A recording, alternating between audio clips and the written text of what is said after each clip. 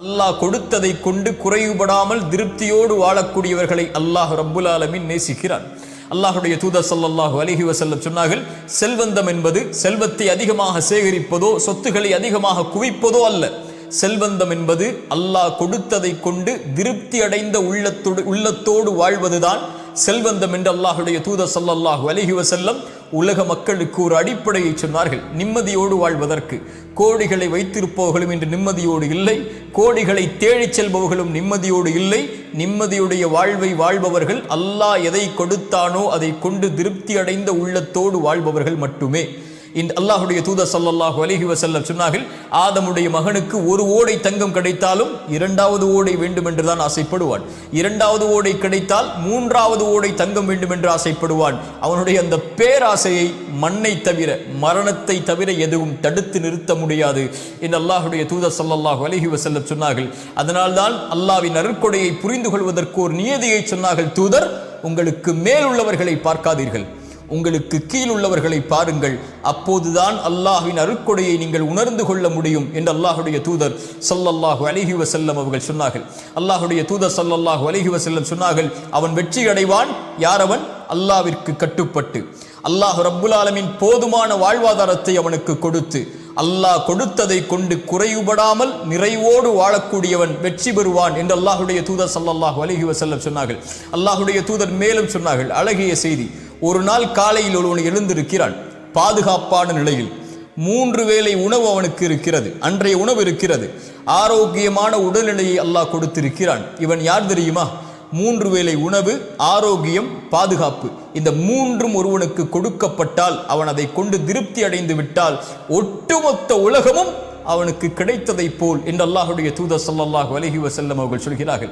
இன்று மனிதன் அது இல்லை இது இல்லை, எனக்கு அல்லாஹ் அதை கொடுக்கவில்லை இதை கொடுக்கவில்லை என்று அல்லாஹ் கொடுத்ததை மறந்து விடுகிறான். தூதர் ஸல்லல்லாஹு அலைஹி வஸல்லம் யாரை முன்னுதாரணமாக சொல்லுவது? அவர்களுக்கு 3 வேளை உணவு கூட தொடர்ச்சியாக கிடைத்தது கிடையாது.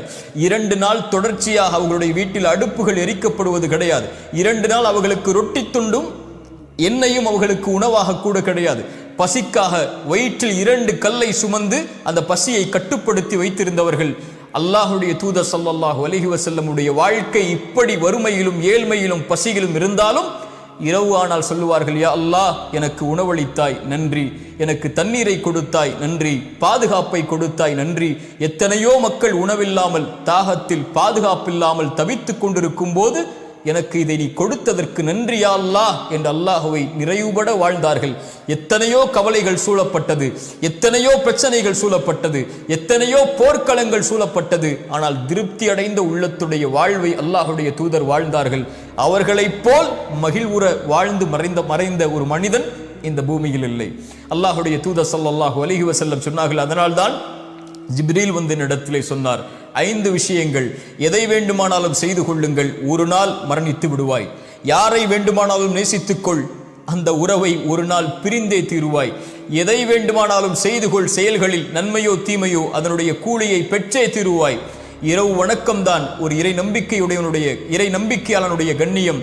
ஒரு இறை நம்பிக்கையாளனுடைய கண்ணியம் மதிப்பென்பது மனிதர்களை விட்டு தேவையற்று வாழ்தல் தான் என்று அல்லாஹுடைய தூதர் ஸல்லல்லாஹு அலைஹி வஸல்லம் அவர்கள் சொன்னார்கள். ஆம், இந்த உலகில் எல்லோரும் எம்மை விட்டு ஒரு நாள் பிரிந்து விடுவார்கள்.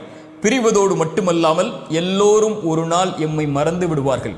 செல்வத்தை சேகரிப்பதற்காக ஓடலாம், சொத்துக்களை குவிப்பதற்காக ஓடலாம், உறவுகளுக்காக வாழலாம், நண்பர்களுக்காக வாழலாம், பிள்ளைகளுக்காக வாழலாம், அதற்காக ஒட்டுமொத்த வாழ்வையும் கழிக்கலாம்.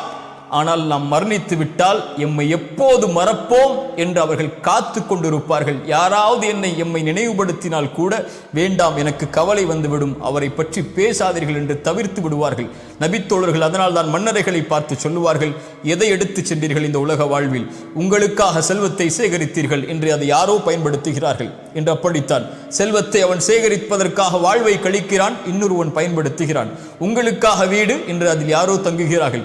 உங்களுக்கான மனைவி என்று ஒரு பெண்ணை வைத்திருந்தீர்கள், நீங்கள் மரணித்ததற்கு பிறகு அவர்களும் வேறு ஒருவரை திருமணம் முடித்து விட்டார்கள். உங்களுக்கென்று மனிதா இந்த உலக வாழ்வில் எதை எடுத்து சென்றாய்? பேராசையோடு உலகத்தில் வாழ்ந்தாயே என்று நபித்தோழர்கள் மன்னரைகளை பார்த்து கேட்பார்கள். அல்லாஹுடைய தூதர் ஸல்லல்லாஹு அலைஹி வஸல்லம் அவர்கள் ஒரு அழகிய செய்தியை சொன்னார்கள், மனதில் வையுங்கள், எந்த ஒரு ஆத்துமாவும் இந்த உலகத்திலே மரணிக்காது, அல்லாஹ் கொடுத்த வாழ்வாதாரத்தை முழுமையாக்காமல், அல்லாஹ் ரப்புல் ஆலமீன் உங்களுக்கு கொடுக்க இருப்பதை அழகிய முறையில் அல்லாஹ் அனுமதித்த முறையில் தேடுங்கள். உங்களை பேராசை மிகைத்து அல்லாஹ் தடுத்த முறையில் ஒருபோதும் வாழ்வாதாரத்தை தேடிவிடாதீர்கள். அல்லாஹ்விடத்தில் இருப்பதை அவன் அனுமதித்த முறையில்தான் அவனிடத்திலிருந்து பெற்றுக்கொள்ள முடியும். அல்லாஹ் உங்களுக்கு தேடி ஒன்றை கொடுத்தால் அதை திருப்தி அடைய செய்வான், அவன் அனுமதித்த முறையில் அதை தேடினால் என்று அல்லாஹுடைய தூதர் ஸல்லல்லாஹு அலைஹி வஸல்லம் அவர்கள் சொன்னார்கள். நிறைவுடைய வாழ்வை வாழ்வதுதான் இந்த உலகத்திலே செல்வந்தனுடைய வாழ்வு. கோடிகளை வைத்திருப்பதோ அல்லது சொத்துக்களை உலகம் முழுக்க குவித்திருப்பதோ ஒரு செல்வந்தவனுடைய வாழ்வல்ல. இந்த உலக வாழ்வில் வாழும் போதும் மரணிக்கும் போதும் நிம்மதியோடு அல்லாஹ் கொடுத்ததை கொண்டு திருப்தி அடைந்து அல்லாஹ்வின் மீது நல்லெண்ணத்தோடு குறைவுபடாமல், யா அல்லாஹ் எனக்கு நீ எந்த குறைவும் எதிலும் வைக்கவில்லை என்று, அல்லாஹ் எதை கொடுத்தாலும் கொடுக்கவில்லை என்றாலும் திருப்தி அடைந்து வாழக்கூடியவர்களை அல்லாஹ் ரப்புல் ஆலமீன் நேசிக்கிறான். மனிதா, இந்த உலக வாழ்வில் நீ எதை தேடினாலும் ஒரு நாள் உன்னை விட்டு அது பிரிந்துவிடும். நீ யாரை நேசித்தாலும் அவர்களும் உன்னை விட்டு பிரிந்து விடுவார்கள். அவர்கள் உன்னை மறந்து விடுவார்கள் விரைவில். போன தலைமுறையுடைய செல்வந்தவர்கள் யாரென்று நமக்கு தெரியுமா? இந்த தலைமுறையில் நமக்கு தெரியும். போன தலைமுறையில் யார் செல்வந்தவர்கள்? அவர்கள் பேர் என்ன? எங்கு வாழ்ந்தார்கள்? என்ன அடையாளம் இருக்கிறது? உலகம் மறந்து விட்டது. ஆனால் யாரை உலகம் நினைவு கூறும் தெரியுமா? படைத்த இறைவனுக்கு நன்றியோடு வாழ்ந்து அல்லாஹ் கொடுத்ததை கொண்டு திருப்தி அடைந்து அல்லாஹ் கொடுத்ததிலிருந்து உலகம் பயனுற கொடுத்து வாழ்ந்தவர்களை உலகம் இருக்கும் வரை நினைவு கூறும். அல்லாஹ் ரப்புல் ஆலமீன் அப்படிப்பட்ட உள்ளத்தை எமக்கு தருவானாக. அஸ்ஸலாமு அலைக்கும் வரஹ்மத்துல்லாஹி